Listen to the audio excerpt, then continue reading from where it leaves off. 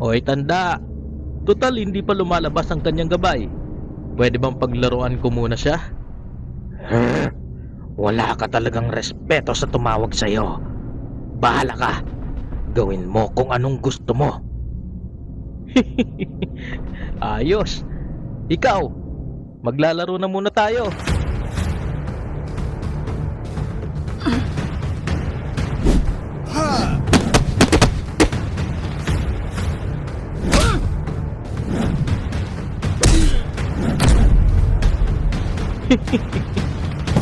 Kawawa ka naman. Mukhang hindi pa handa ang iyong gabay para sumaklolo sa'yo. Paano ba yan? Naboboring na ako. Kaya, pasensya ka na ha. Michael, banggitin mo na